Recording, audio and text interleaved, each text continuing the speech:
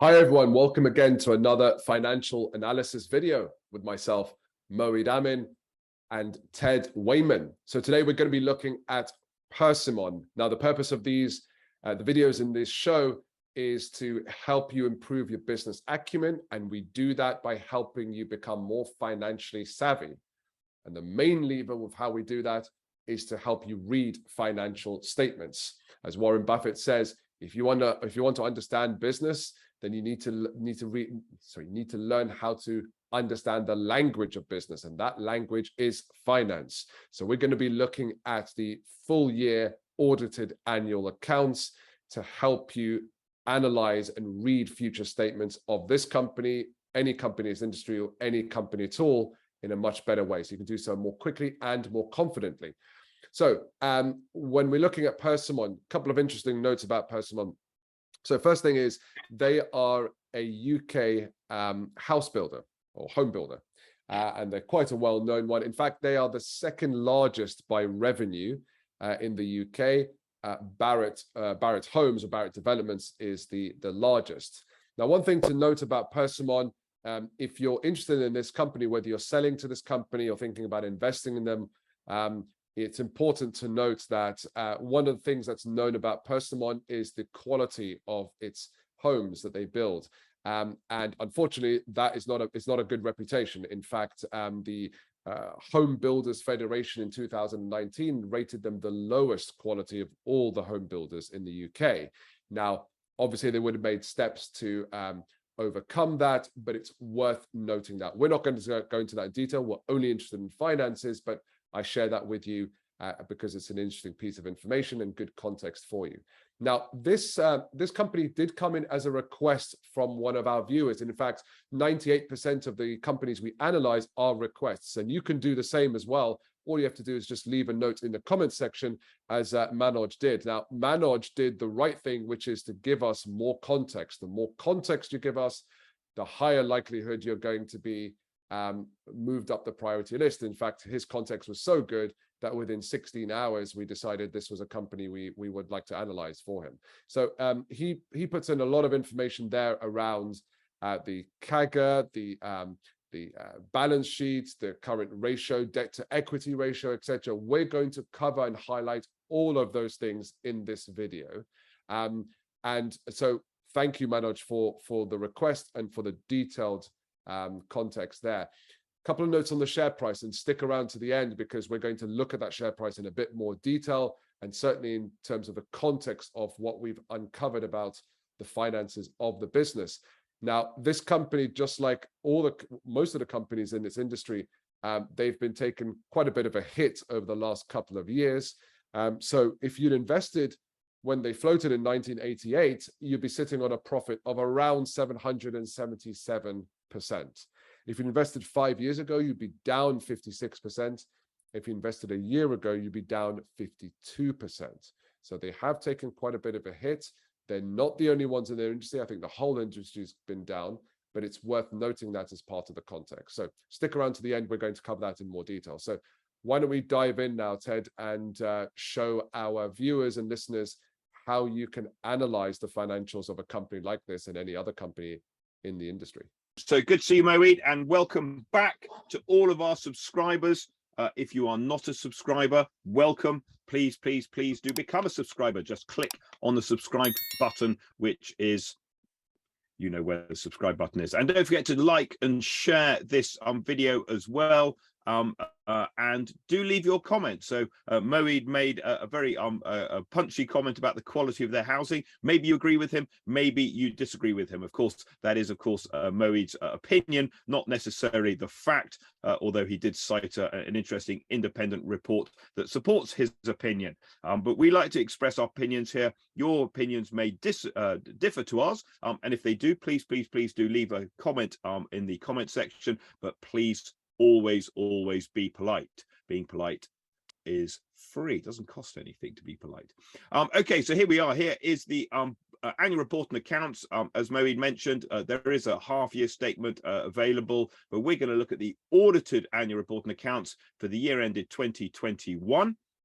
And we're going to dive into the numbers. So we are on page 142 of 186 of this document, and all the pages that go before tell you who they are and what they do in the corporate governance and et cetera, et cetera, et cetera.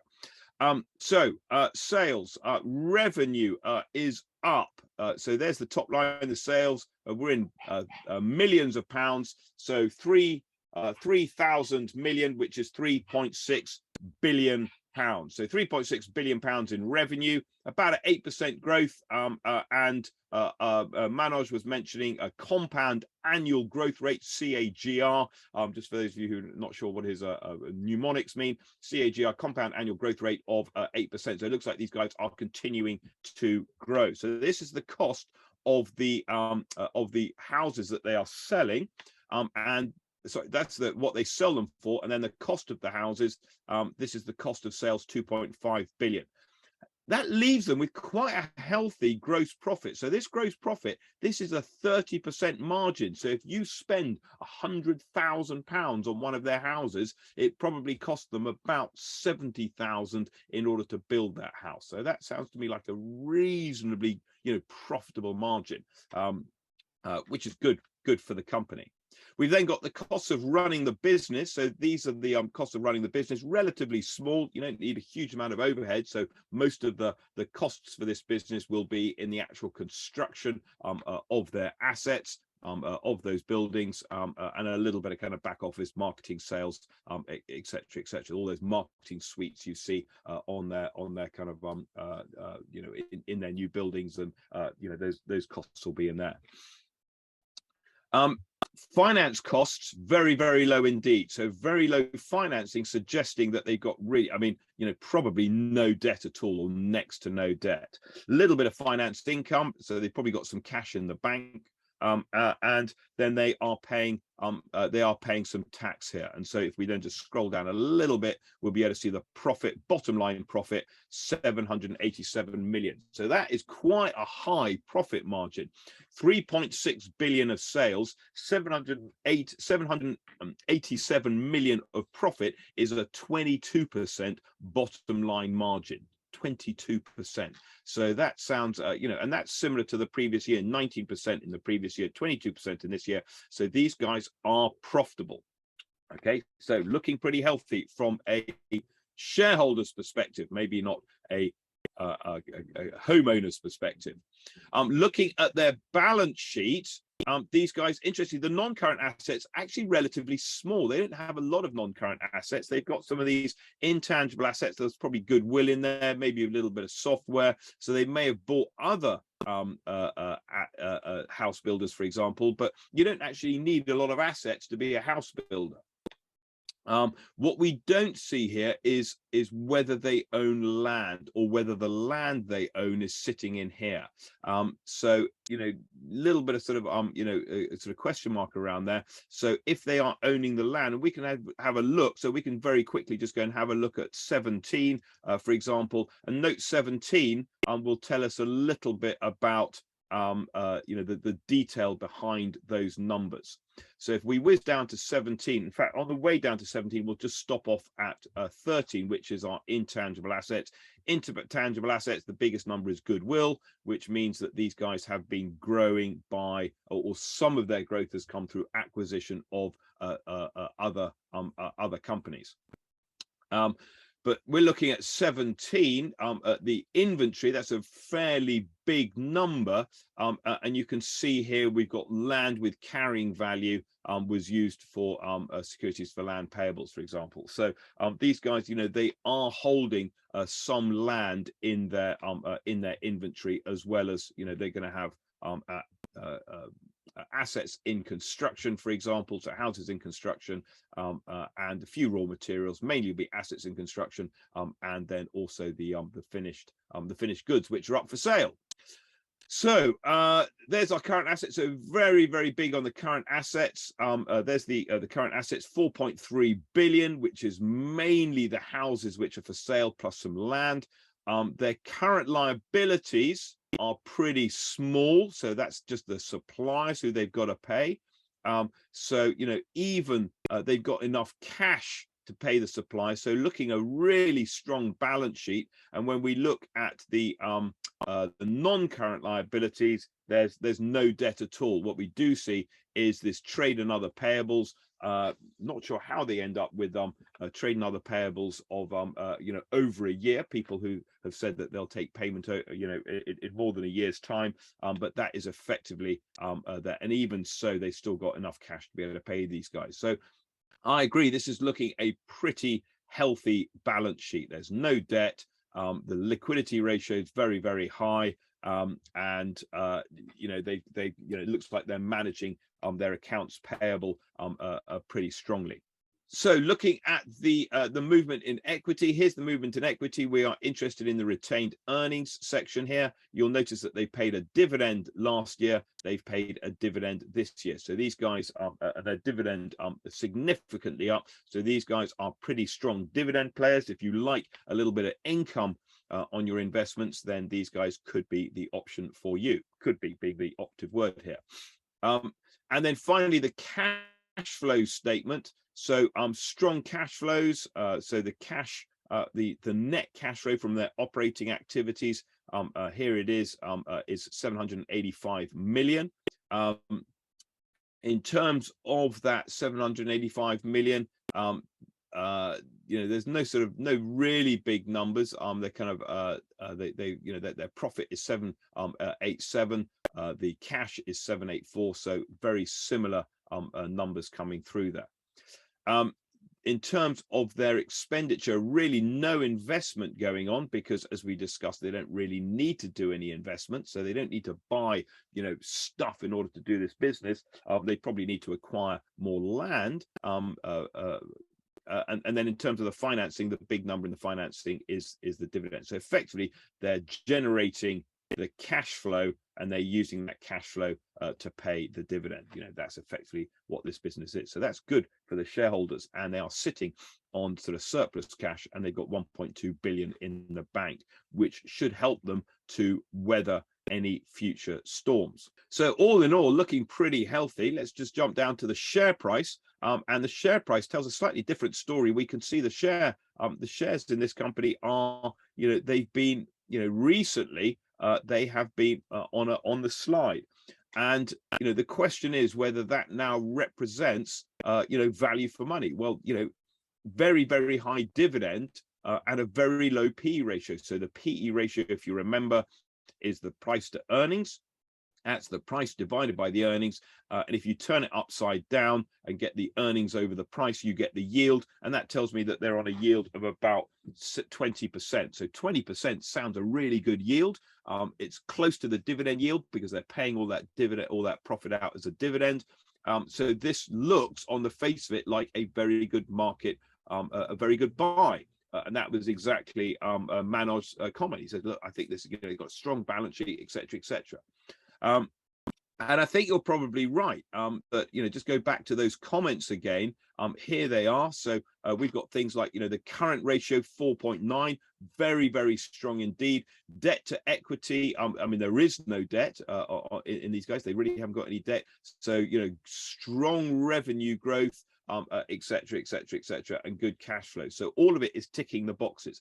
The problem, Moeed, as far as I'm concerned, is that these guys are facing three very significant headwinds. Okay, so first of all, we are seeing a cost of living crisis where people are spending more and more on energy. They've just announced that is the energy price cap is only going to last through till April, and so people could be seeing something like £6,000 a year in energy costs, etc., and going further if that doesn't come under control. And the government is only going to help the least well off.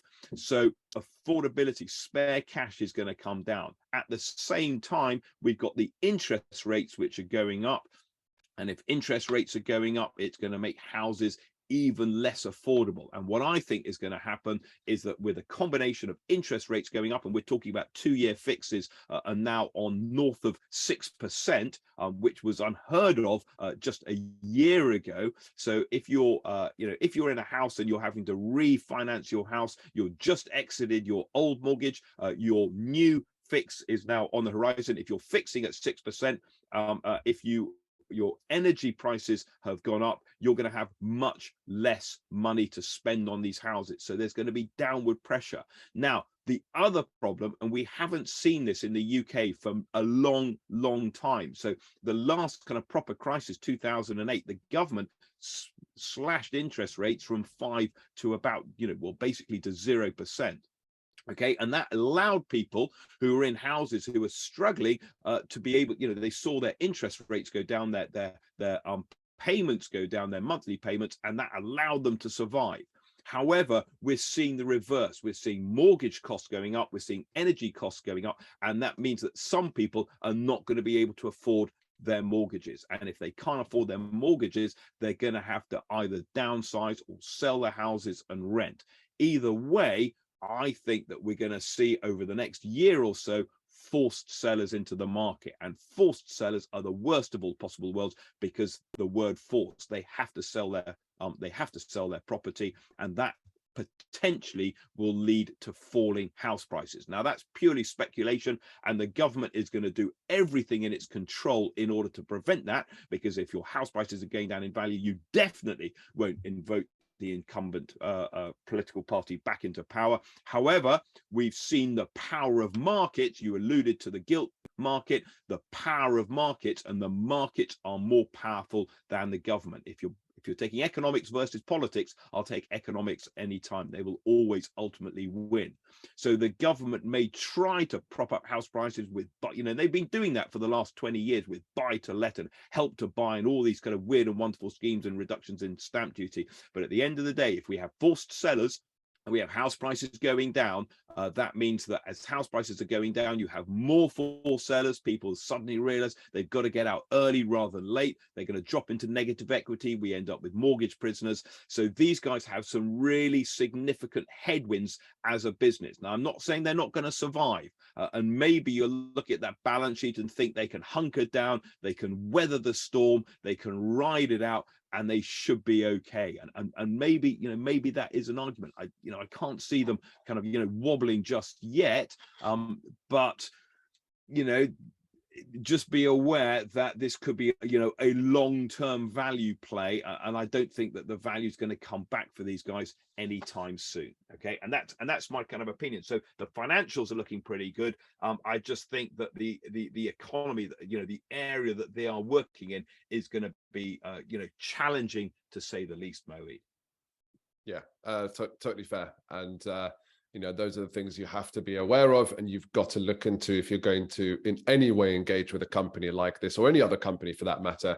So whether you sell to this company, whether you think about investing in them, or if you're thinking about joining them as an employee, you need to be aware of these circumstances. So those are our opinions, right? Those are our thoughts. We'd love to hear yours. As Ted mentioned, do please share your comments in the comment section below.